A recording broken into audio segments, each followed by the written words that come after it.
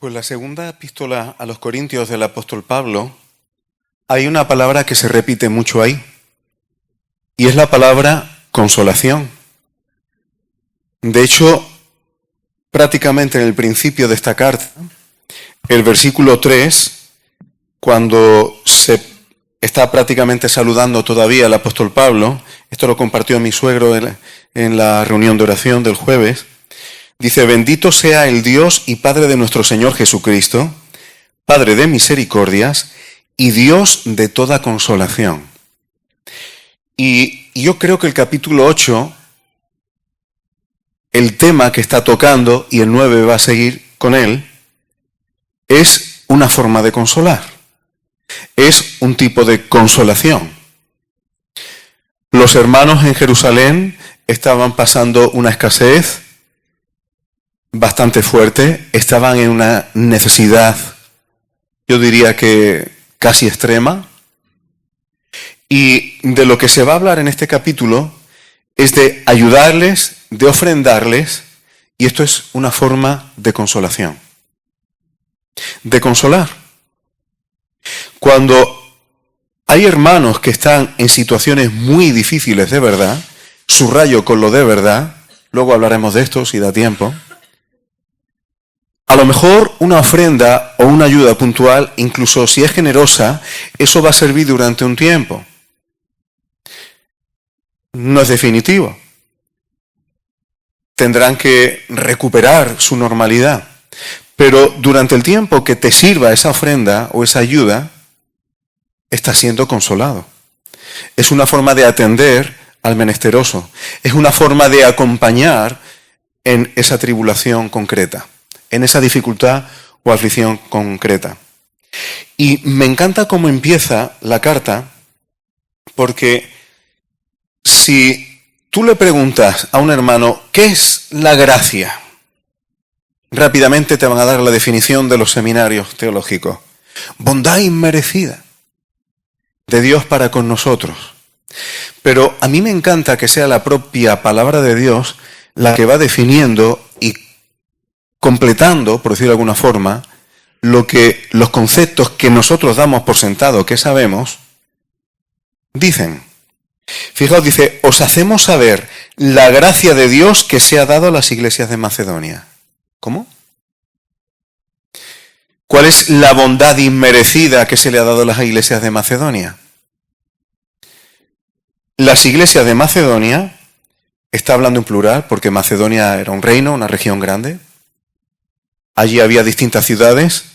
Se le llama iglesia a los hermanos que se reúnen, a los creyentes de cada ciudad. Y las iglesias de esa zona de Macedonia han recibido la gracia de Dios, ¿para qué? Para atender las necesidades de los hermanos y esa escasez que tienen. Y fijaos de qué manera, estando las iglesias de Macedonia en tribulaciones, en dificultades, dice la abundancia de su gozo, es decir, ellos se sentían gozosos, dice, y su profunda pobreza. O sea, eran hermanos que subsistían. Eran hermanos que no es que les sobrara mucho, pero abundaron en riquezas de generosidad. ¿Cuántas veces has oído tú hablar que la gracia de Dios es que ponga en tu corazón, incluso si estás justito, de ayudar a quien está en escasez y en necesidad real, con generosidad y abundancia? ¿Quieres recibir la gracia de Dios, hermano? ¿Por qué se predica poco de esto? Porque cuando se habla de la gracia de Dios, esto no se cuenta tanto. Porque estas cosas son contrarias a la carne. Y yo sé que la gracia de Dios opera en los hermanos cuando funcionan en el espíritu, y el espíritu es contrario a la carne. A la carne no le sale eso. Si tú estás justito, ¿qué va a decir tu carne? Hay hermanos que están mejores que yo como para ayudar. La carne va a encontrar subterfugios, justificaciones, lo que tú quieras, pero para no operar conforme a la gracia que está diciendo este capítulo. Y Pablo dice que esa es la gracia de Dios en estos hermanos. Que estando en dificultades, que estando en aflicciones y viviendo justito, ellos abundan en generosidad. Y además, no una persona sola, sino las iglesias de Macedonia, es decir, los hermanos de distintas ciudades se ponen de acuerdo para, más allá de sus fuerzas, ayudar a los santos que están en escasez. Tremendo, hermano. Porque si eso no lo hace el Espíritu Santo, ¿quién lo va a hacer? Estos son señales del Espíritu Santo. No es milagrería, pero es un milagro. Porque el corazón natural humano de piedra no haría estas cosas. Y dice el versículo 3 que han dado conforme a sus fuerzas y aún más allá de su fuerza. Es decir, se han esforzado al límite de sus recursos para ayudar a los hermanos que están en escasez. Y por si fuera poco, hermanos, para que veamos lo que es la gracia de Dios, fijaos lo que dice el versículo 4. Pidiéndonos con muchos ruegos, encima rogando y suplicando, que se les concediera el privilegio de poder participar en ese servicio para los santos. O sea, suplicando prácticamente que de su estar cortito se les permitiera participar del privilegio de ayudar a los hermanos que estaban en necesidad. Esta es la gracia de Dios, hermano. Operando en la iglesia. Operando en la iglesia. De una forma colectiva. Y como hemos escuchado esta mañana, como un solo hombre. En un solo corazón, pidiendo participar para que los hermanos que están en necesidad, que están en escasez real, puedan ser consolados con este servicio. Esto es tremendo, hermano. Esta es la gracia de Dios. Ahora, entrando en algunos asuntos prácticos, se les pide a Tito, dice que, bueno, no quiero saltarme el versículo 5, es que hay detalles que me encantan. La palabra de Dios tiene detalles que son tremendos. Hablando de estos hermanos, dice que ellos se dieron primeramente a sí mismos al Señor. Dice, y luego a nosotros por la voluntad de Dios. Es decir, esta forma de comportamiento, esta conducta en el Espíritu, procede de personas que previamente se han consagrado al Señor. Estas cosas no es, venga, vamos a hacer alguna actividad en la iglesia, vamos a ponernos de acuerdo. No. Esto parte primero de una consagración al Señor. Y a partir de esa consagración y entrega al Señor, el Espíritu Santo pone ese sentir común, como un solo hombre, en el sentir del Espíritu, en el pensamiento del Señor Jesucristo. Y de ahí parten estas cosas. Y de ahí parte la unidad. Esto es ser uno. Esto es ser uno de una manera práctica. Y le piden a Tito que sea el que esté colaborando en la administración y en hacer partícipe de la carga a los hermanos. Dice que exhortaron a Tito, versículo 6, para que acabe también entre vosotros esta obra de gracia. Es decir, para que Corinto también participe. Ahora, fijaos, versículo 7, como en todo abundáis, yo no sé hasta qué punto hay hasta cierta ironía en lo que Pablo le dice a los corintios. Como abundáis en todo, tenéis todos los dones, en fe, en palabra, en ciencia, ya que tenéis tantos dones y no falta de nada y abundáis en todo, abundad también en esta gracia. Participad también, recibid también de esta gracia como los hermanos de Macedonia. Es prácticamente una provocación. Es una provocación. Mirad a los hermanos de Macedonia, más allá de su fuerza, esto es la gracia de Dios. Y vosotros que tenéis de todo, en dones que estáis bien y que no falta de nada, ¿por qué no abundáis también en esta gracia? Y dice Pablo, versículo 8, ¿por qué Pablo dice, esto no lo digo porque yo estoy imponiendo nada? Es decir, esto no lo digo por orden y mando, sino para poneros a prueba. O estoy provocando para poneros a prueba, estoy parafraseando. Para ver, poner a prueba la sinceridad del amor vuestro. A ver si vuestro amor a los santos, si vuestro amor a los hermanos es una cuestión de boquilla o es una cuestión de hechos prácticos. Y luego el apóstol Pablo va a poner al Señor Jesús como ejemplo de esto, que teniéndolo todo, se hizo pobre, teniéndolo todo, siendo rico, para que de su pobreza fuésemos enriquecidos. Aquí no está hablando solamente de lo material, pero el Señor dejó su posición de gloria para que nosotros que estábamos destituidos de la gloria de Dios pudiéramos participar de la calidad de la vida divina en nosotros. El Señor dio ejemplo. Y dice el versículo 10, esto os doy mi consejo, os conviene participar de esto. ¿Por qué? Dice, ya desde el año pasado, lo explico un poco parafraseando, ya hace un año que mostrabais deseo de querer participar de esto. Pues hacedlo ya, ¿no? Estas cosas pasan muchas veces en las congregaciones. Las cosas se hablan, se manifiestan las intenciones y habría qué y tal, y nos ponemos de acuerdo y tal, y se sigue hablando y al final no se hacen. Esto lo he vivido yo muchas veces. Pero Pablo está diciendo, lleváis ya un año diciendo que queréis participar de ayudar en esto. Pues venga, ya es el momento. Versículo 11, llevad también a cabo el hacerlo, que no sea solamente una intención, que no sea solamente un querer, que no sea solamente un decir, hacerlo. Y así, hacerlo también conforme a lo que tengáis. ¿Cómo participar de esto? Conforme a lo que tengáis. Y yo no puedo dar lo que no tengo, pero de lo que tengo sí puedo dar.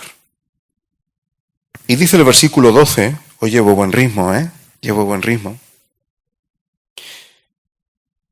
Si primero hay una voluntad dispuesta, será acepta según lo que uno tiene, no según lo que no tiene. Es más o menos lo que estamos diciendo.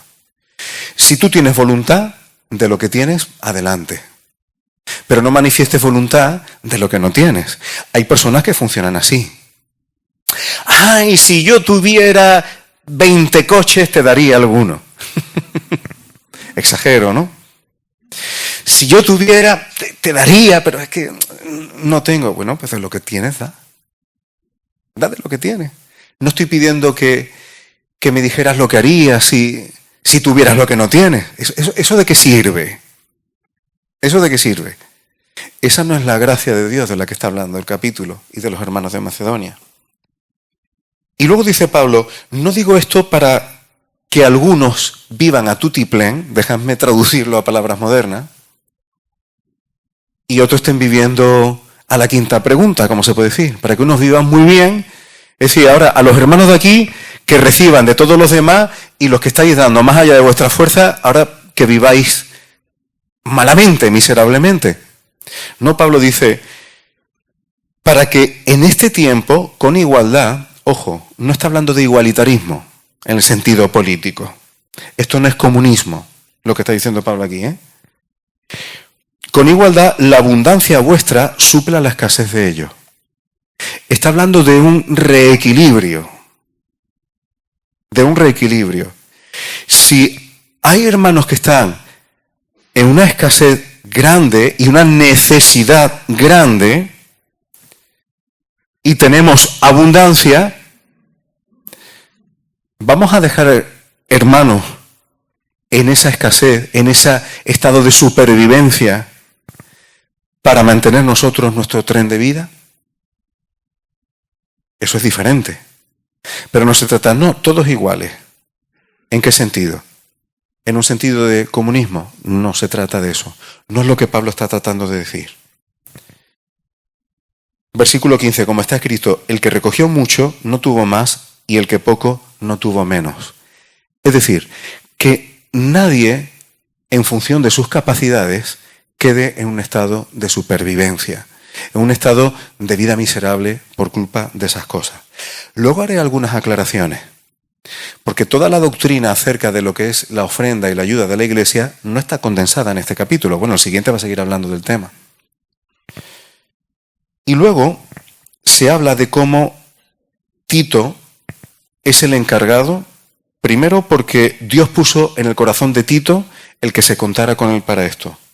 Pero luego también habla del testimonio que Tito tiene entre las iglesias, es de confianza también de Pablo, es de confianza entre las congregaciones, tiene un buen testimonio y las mismas iglesias le han designado para que colabore en no solamente la administración, sino, vamos a decir en términos modernos, para que haga una especie de auditoría en que se haga buen uso de esa ayuda. Poneros en contexto, hermanos, estamos hablando de hermanos, de los hermanos de ciudades, de varias ciudades, puestos de acuerdo para recoger y ayudar a la escasez de hermanos que están en otro lugar. Aquí estamos hablando de una cantidad importante. Y yo dudo que fuera solamente dinero. Aquí pudiera haber perfectamente en forma de grano y en forma de otro tipo de cosas. Aquí habría que aportar, aquí habría que administrar y asegurarse que quien recibiera estas cosas fuera quien estaba en escasez. No es una ONG que para dar una pequeña ayuda a un necesitado hay 5 personas cobrando un sueldo para administrar esa pequeña ayuda. Esas cosas pasan hoy. No. Tito tiene en el corazón, lo designan las congregaciones como hombre de confianza, a pesar de que el apóstol Pablo está ahí también administrando, y dice el versículo 20, evitando que nadie nos censure en cuanto a esta ofrenda, que nadie nos tenga que llamar la atención, procurando hacer las cosas honradamente. En estos temas hay que ser cuidadoso. En estos temas no hay que temer que haya hermanos designados para auditar y asegurarse que las cosas se hagan bien y con honestidad. No se trata del buenismo de, es que no confía en nosotros. Bueno, sí, pero precisamente porque confío, ¿temes que se supervisen las cosas? Precisamente si eres digno de confianza, te debe dar igual que se te supervise. Procurando hacer las cosas con honradez, y no solamente delante del Señor, sino también delante de los hombres. Esto es interesante. Estar dispuesto a ser supervisado para que cuando se administre algo, y especialmente en cosas económicas y patrimoniales, quede claro que se es honrado delante del Señor y delante de los hombres. Esto es sensatez, hermano. Esto es sensatez. Y a pesar de que es la gracia de Dios operando, pero las cosas se hacen con sensatez. Las cosas se hacen rindiendo cuentas. Las cosas se hacen con sabiduría, con discernimiento. Ellos han comprobado la diligencia de Tito, dice, repetidas veces en muchas cosas. No es una persona, ¿nos parece buena persona? ¿Parece bien? Sí, parece buena gente. Pues venga, tú mismo. No, es una persona que ha demostrado con su testimonio y en otras ocasiones que tiene experiencia en eso. Tú pondrías a una persona completamente nueva, sin experiencia, pero que parece ser buena gente, recursos materiales de varias ciudades recogidos para administrarlo en otro lugar. Se necesita una persona de confianza, de testimonio y con experiencia, que lo ha hecho otras veces, pero además su confiabilidad ha sido ya contrastada anteriormente.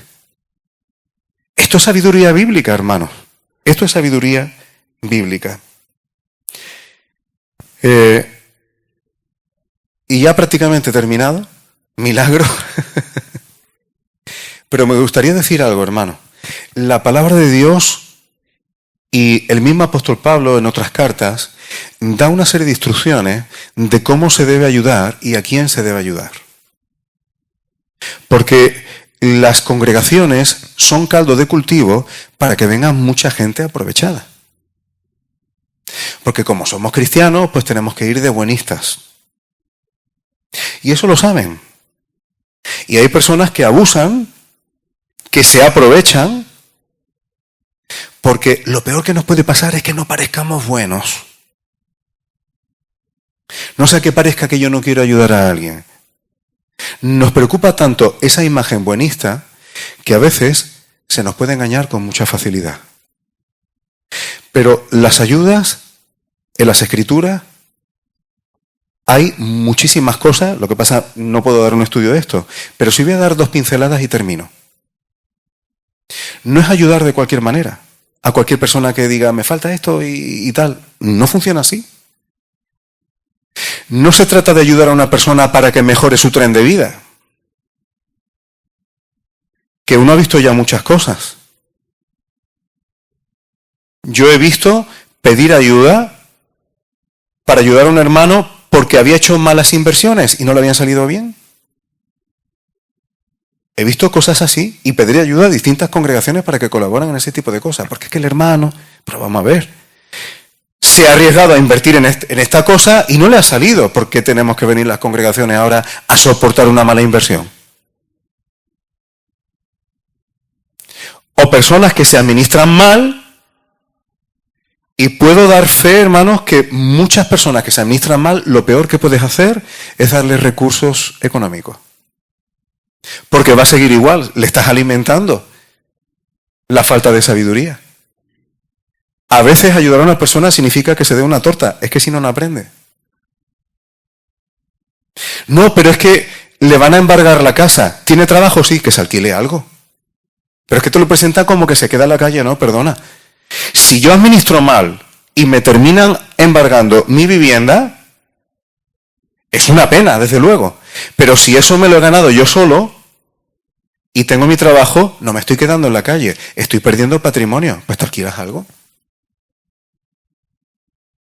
La ayuda a las viudas, el apóstol Pablo, que no sean carga a la iglesia, salvo las que verdaderamente son viudas. ¿Y qué se refería con una verdadera viuda? Que no tenía familia. Pero si tienes familia y tu familia puede, que te ayude tu familia, porque cargará a la iglesia. ¿Y no es esto sentido común, hermanos? Y muchas más cosas. La Escritura da sabiduría. Porque si no seguimos la sabiduría bíblica, a lo mejor uno puede parecer duro, o puede parecer que no eres bueno, o que no tienes corazón para la gente. No se trata de eso, hermano. Es que cuando no seguimos la instrucción bíblica, no ayudas a las personas. Las maleducas. Es como el que tiene un niño consentido porque le das todo lo que quiere.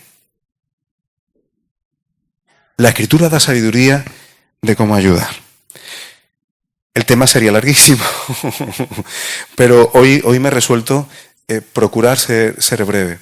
Pero recordemos, hermano, que sabiendo que hay que tomar precaución, que sabiendo que las ayudas debemos procurar, además me encanta porque se va a ayudar a hermanos necesitados. Hermanos necesitados, hermanos en escasez. Porque un principio importante, la Escritura dice que teniendo sustento y abrigo estemos contentos con eso. Pero hay veces que las ayudas no es para sustento y abrigo. Se pide ayuda para otras cosas, para más que el sustento y abrigo. Nosotros debemos ser bíblicos, no buenos. No sé si se me está entendiendo. Hemos sido llamados a ser siervos de Jesucristo, no ser siervos de una moralina que muchas veces es superficial. Porque no ayudas a las personas cuando le das lo que te piden. A veces sí, pero otras muchas veces no. Y si el precio es... que se enfadan, que se enfaden. ¿Y qué? ¿Y qué? Uno tiene que asumir que no le vas a caer bien a todo el mundo.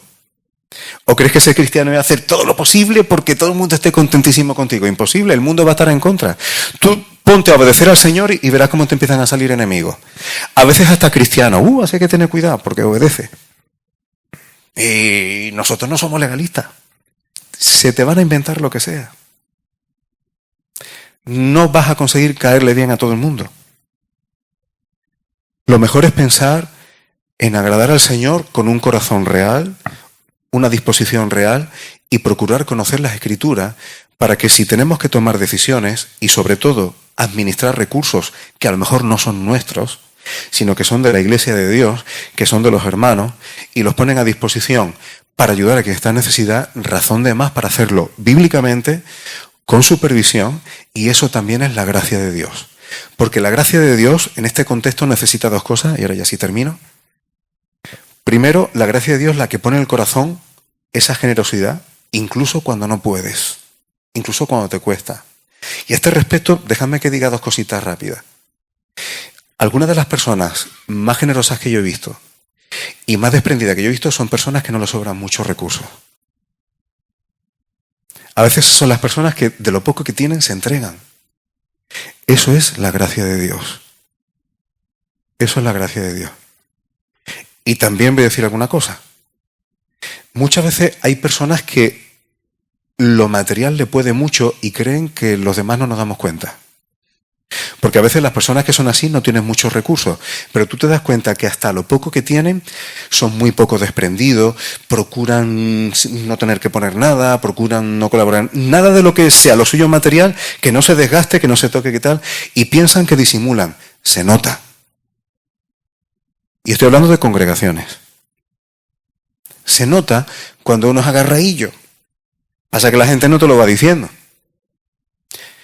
Pero a veces uno cree que disimula las cosas, pero la gente que está a nuestro alrededor nos va conociendo. Por eso la gracia de Dios tiene que operar primeramente en la generosidad, cuando hay necesidades reales.